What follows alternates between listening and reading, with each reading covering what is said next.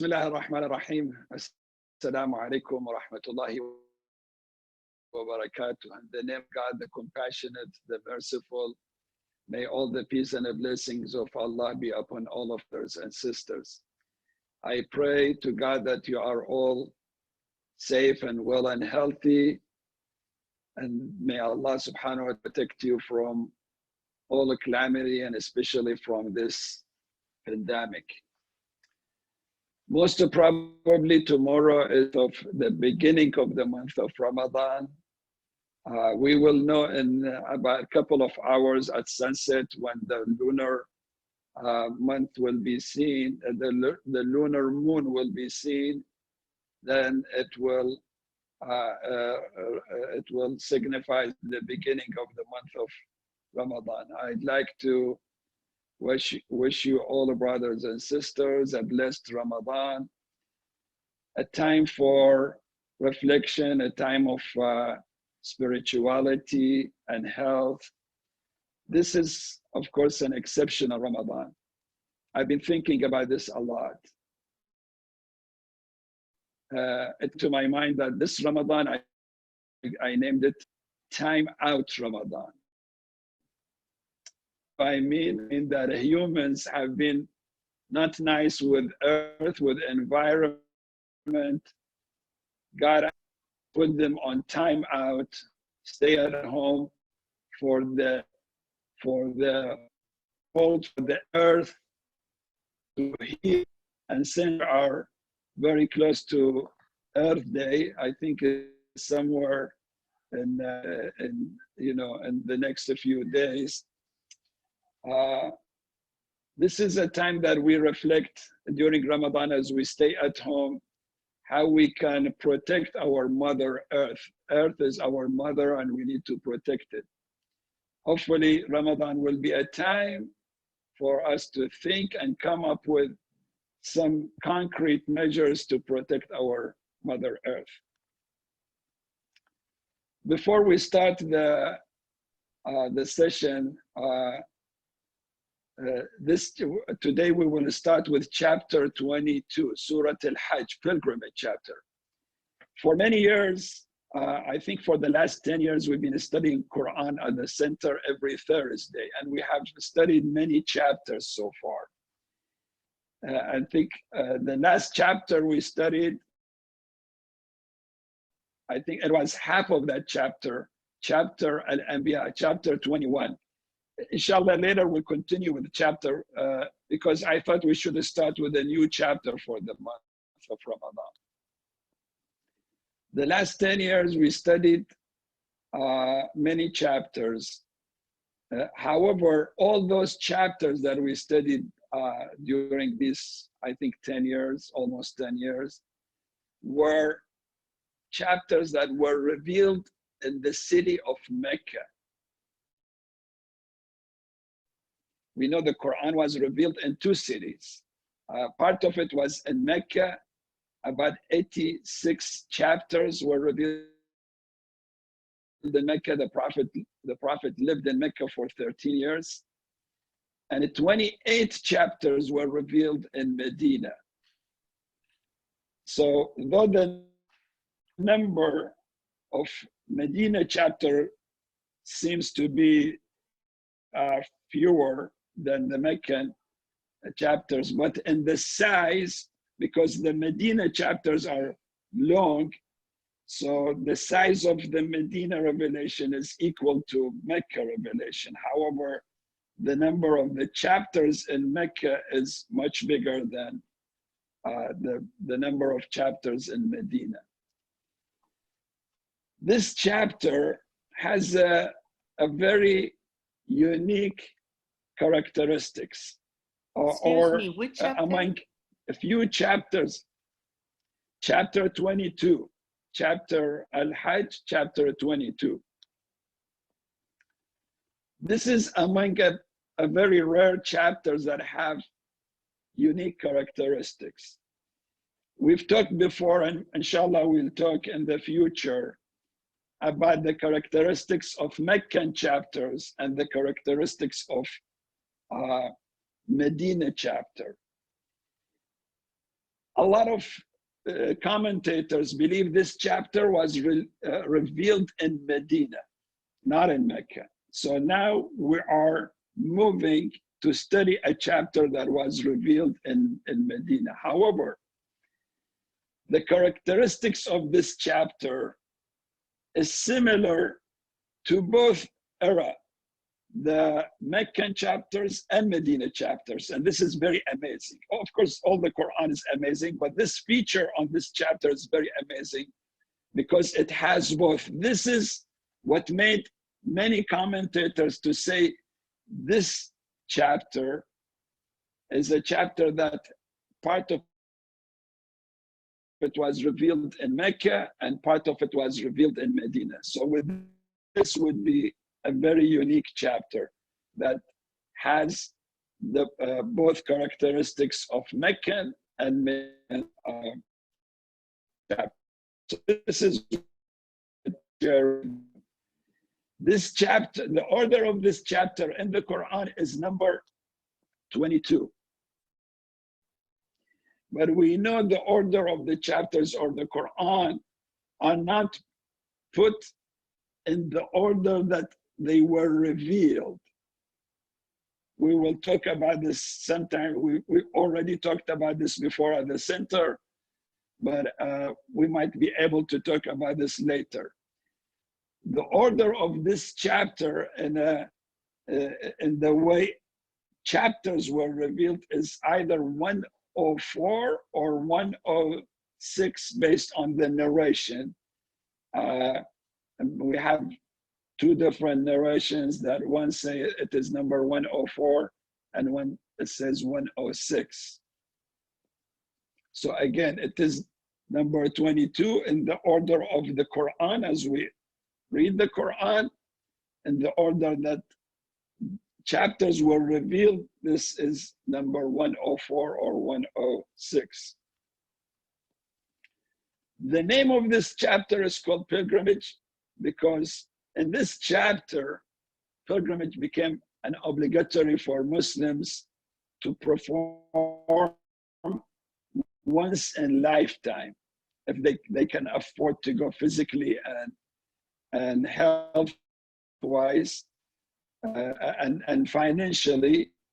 They have to go once in their life at least. So because of the name of pilgrimage in this chapter, the word Hajj, and also it talks about the Grand Mosque in Mecca, the Kaaba. Again, it named it name after the word Hajj in this chapter. How many chapters we have in the Quran? 114 chapters. So 86 of them were revealed in Mecca, 28 were revealed in Medina. Yes, and I would like to ask brothers and sisters, those who would like to ask a question or raise a comment, they can do this after every verse. When we recite, when I am done with the verse, they can raise their hand and ask a question. Or I really prefer that these questions or comment to be postponed to the end of my talk, if that's possible. Also, brothers and sisters, they can email me or text me a question later if they have during the day, so I can answer it in the next session, inshallah. Seyed Muhammad Rida, who is also there, will read the English. I will read the Arabic first, then he will translate the English, and then I will highlight about the verse that we read. Hopefully, I will finish within about half an hour every day, and then we leave 5 or 10 minutes to questions and answer.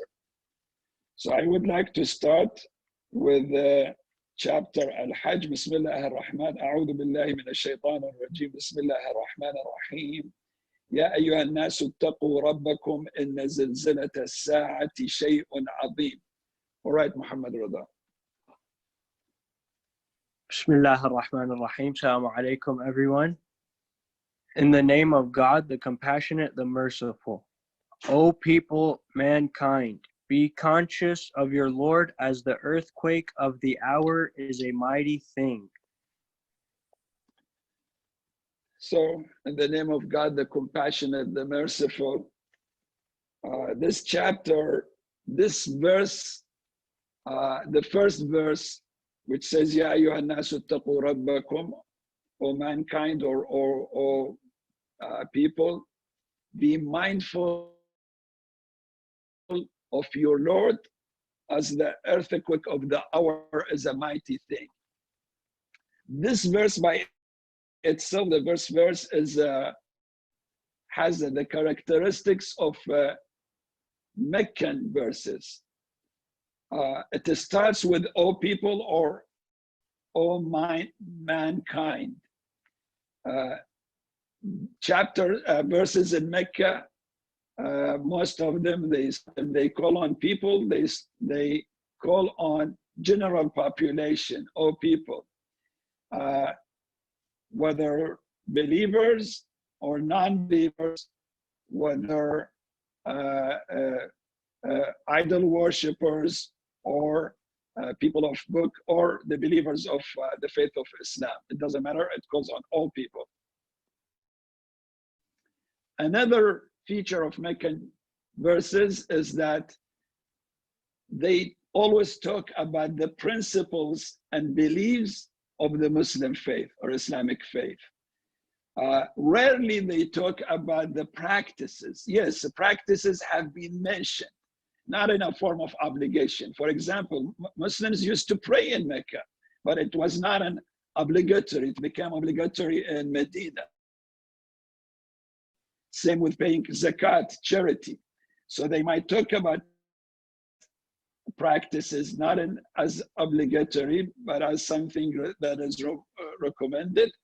However, the focus of the chapters in Mecca is the principles of the Islamic faith, believing in God and the oneness of God, Tawheed, that God is one, believing in angels, believing in the prophets, believing in our prophet and the Qur'an, and also believing in the hereafter, the day of judgment. So this verse, the first verse, actually is talking about the day of judgment. It starts with talking about the day of judgment. O people, O mankind, be mindful of God. The word in Arabic of be mindful, the word that we translated into be mindful is ittaqu. Ittaqu. It comes from taqwa. Taqwa. I would translate taqwa into be mindful or be conscious of your Lord. I have seen many commentators that translate it into fear your God. Fear your God. I honestly don't believe this is the best translation of fearing God, because I believe, and many other scholars believe, I humbly believe, and I learned from many other scholars, that God is someone that we should fear. God is kind, generous, caring, loving, merciful, and forgiving. What we need to really be fearing is our own actions. People have to fear their own actions, because God has put a law and among millions of other laws, that God, physical or spiritual laws. Among the spiritual laws that God has created is the gravity law. If you're holding something and you leave it, it will fall on. You drop it, it will fall on earth. This is a gravity law. The other law, it could be a spiritual law, is that for every action, there is a consequence. There is an outcome. If it is a good action, a good deed, there will be rewards. The person will be rewarded, whether in this life or in the hereafter, for his or her action. If it is an evil act, such as killing or hurting somebody, the consequence is punishment. So God has put this law. We need to fear our own actions and stay away from what creates punishment for us, and be mindful of that law, Allah's law. So this is something that I would like to translate instead of fear God, be mindful of God. We be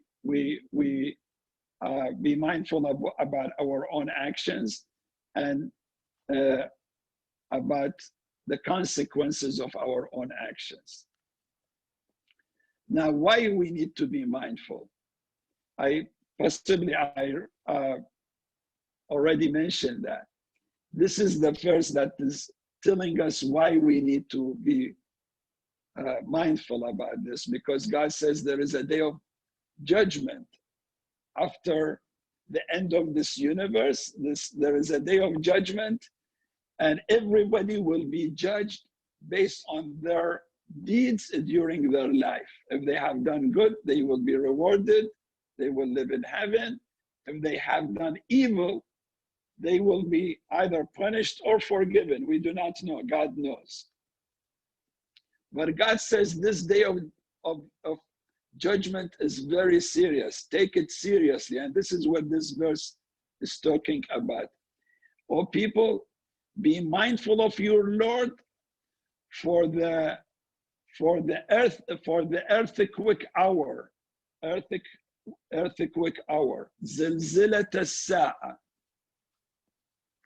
The earthquake hour is something very mighty. Quran wants to tell us that the day of judgment, the end of time and the end of this universe, and later the day of judgment, because the end of this universe is a preparation for the day of judgment, is something very serious, and we need to take it seriously. There is no joke about it. He says the earthquake hour, zilzilat as-sa'a. So hour, it is a metaphor for the end of time in this universe. The Quran tells us in many chapters that this universe has an age, has a limited life. Though it might go into billions of years, but at the end, this universe will come to collapse and to end. And modern science, in fact, says this as well, that this universe has an age and an expiration. Could be billions of years.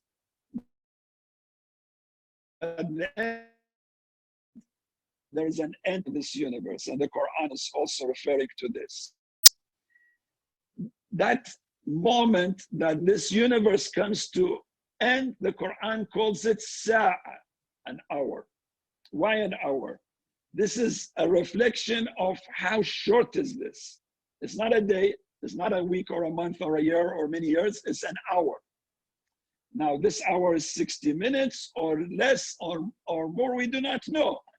We do not know exactly how long is this hour, but when it says sa'a, it reflects how short it is, this moment of end of time. In fact, many scientists have reflected, given theories on this on their own. I don't want to discuss that. I'm not a specialist in that, but there are many books who suggest many theories about the end of time. The Quran gives us some kind of images, the end of time, and then the day of judgment. Time is a preparation for the day of judgment. So this verse says, be mindful of God, because the end of time is going to happen. And it is also a very serious thing, short, it also says zilzila. This end of time is so violent, it's like a very mighty earthquake that is happening. When the Quran says an earthquake, this is in fact to make this concept something we can understand. We humans, our ability to understand things in the future are very limited. So God gives us an image that makes what is going to happen something we can understand. It makes it very close to our understanding. So the bottom line of this verse is that the end of time is very short and very violent. You need to be mindful of God and take it serious. All right. Before I move to verse number 2, is there any question or a comment that you would like to ask?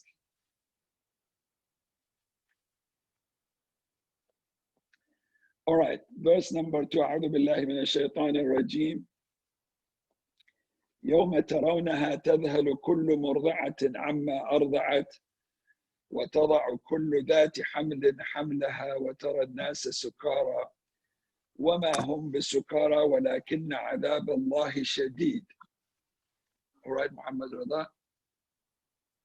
On that day, you shall see that every nursing mother will be distracted from her baby, and every pregnant one will deliver her burden.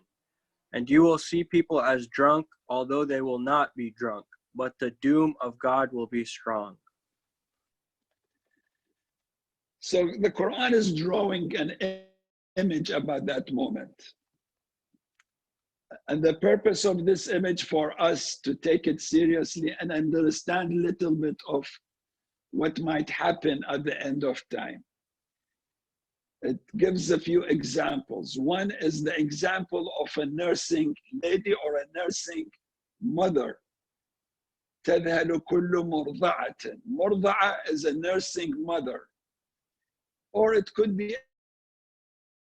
a lady that is another baby. You know, in the past, when there were no dry milk available for people, for kids to use, people used to take their children just in case, in the case that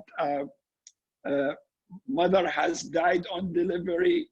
So this baby needs to be fed. Take this baby to another lady that has a baby, and she would, nurse this baby. So murda'a could apply to a nursing mother or any nursing lady. So the example of a nursing mother, very caring, very loving. They would protect their baby. They would sacrifice themselves to protect their own baby. This is how kind and caring our mothers, and especially nursing mothers. They do everything to protect their own babies. But the Quran says the magnitude of the force and the power of the end of time is so powerful that even a nursing mother would be shocked to the point that she would be confused what to do, and she might forget her own baby. This is how difficult as strong would be that moment, that at that time everyone would forget everyone else, including an example of a nursing mother that she would be shocked to the point that she might forget her own baby. And then it says a pregnant lady might drop her burden or load.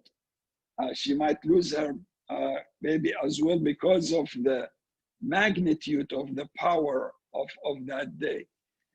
These are images. These are images that the Quran draw for us to really take this issue seriously and know what is going on. You know, at the end of time is something very serious, and it is in a preparation for the day of judgment.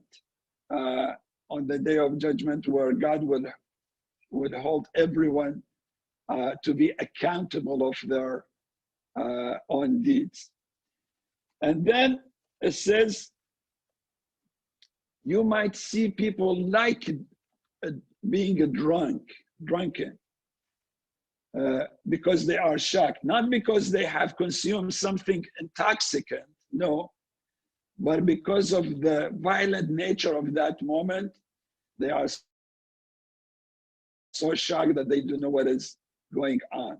In fact, possibly you have heard in the news, you have seen in the news, or you have heard through stories about earthquakes, volcanoes, situations where people become really shocked and confused and do not know what to happen. May Allah protect all of us about this reality. But this is the image that the Quran is a drawing for us to know about the end of time, and that we need to take it very seriously. I don't have a timing next to me. How long we've been there, Hajrullah, do you know?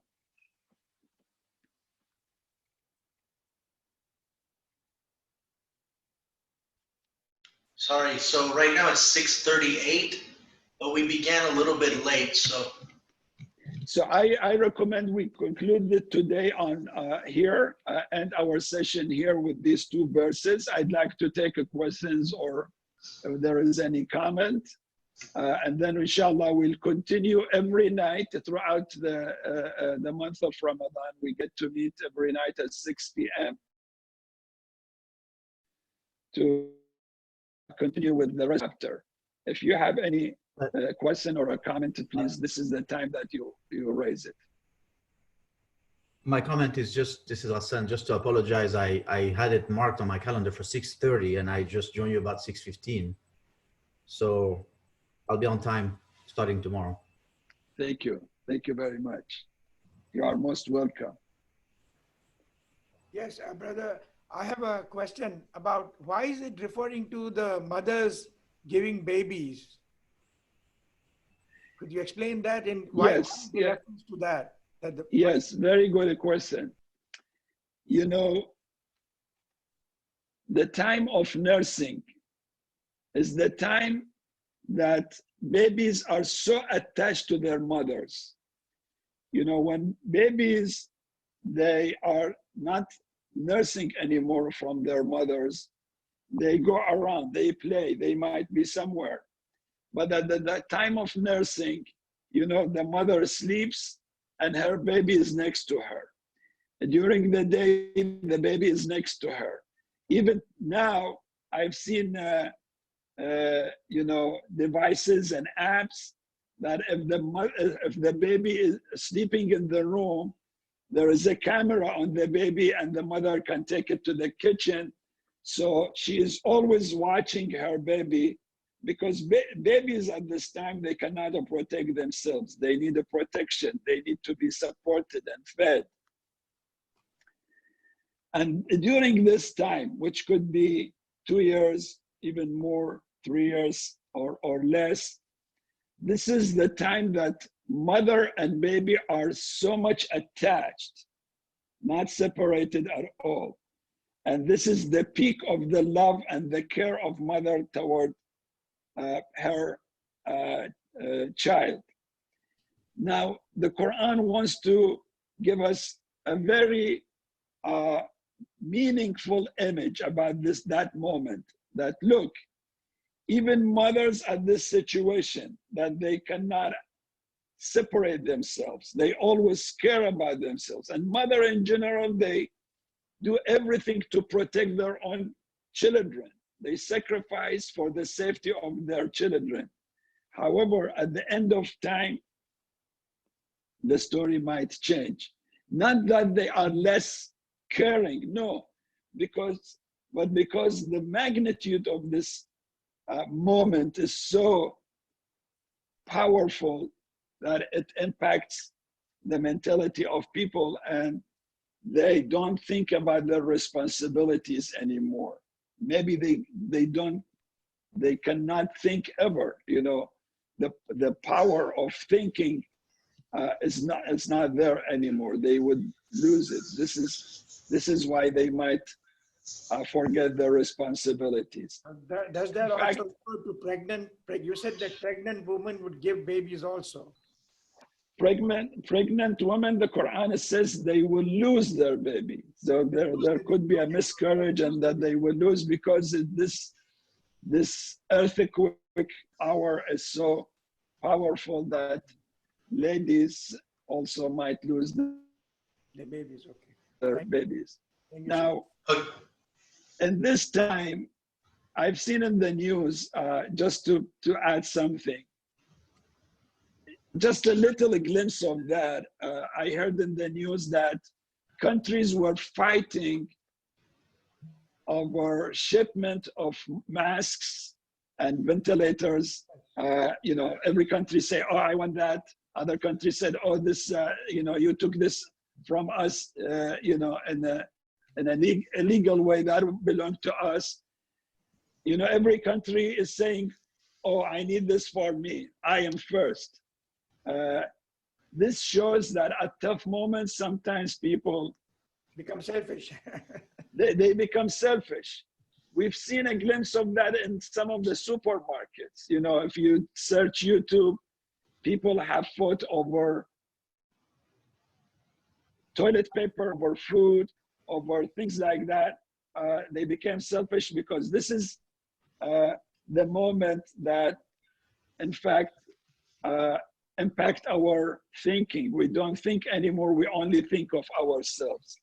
So this could be also what is going to happen on the hour, which is as-sa'a, the end of time, and on the day of judgment.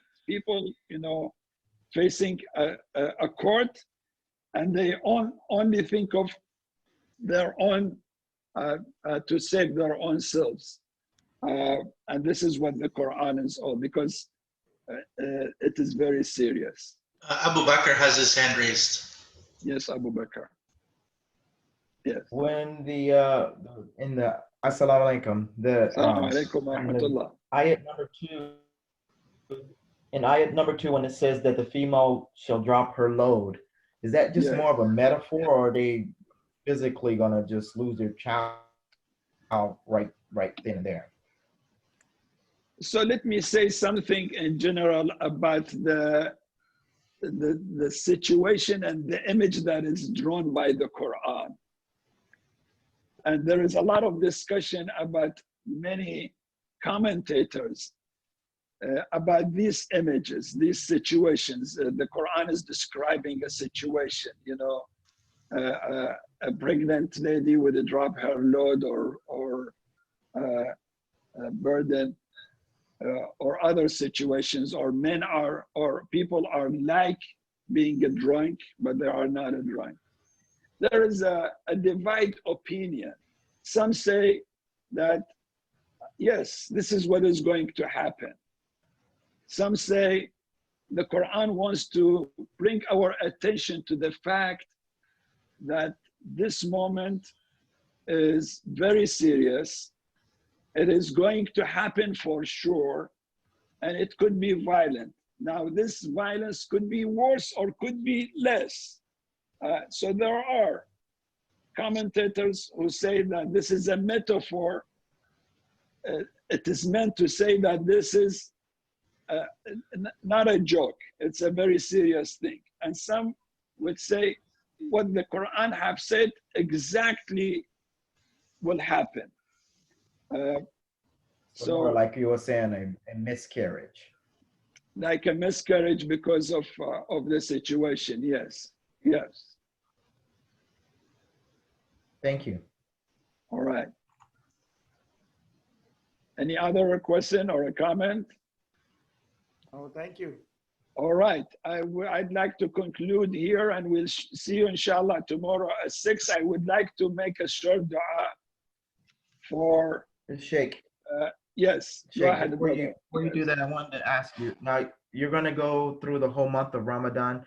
at 6 o'clock having the Quran studies or discussion like we had today? Every night, yes. Every night, 6 p.m., we will have this meeting, inshallah. It will be recorded, and I believe it will be posted later on our Facebook or on YouTube. Hajj Reza can give us more details about that. However, yes, go ahead. What about on the day of Imam al-Hassan birthday or Imam Ali's shahadat? Like, will there still be Qur'an at first, or will it just be the program on those days? Yes, so we will have a Qur'an study every night, except, I believe, 5 nights. 5. 3 No, on the Qadr, we still have on the nights of Qadr, we still have Qur'an, right?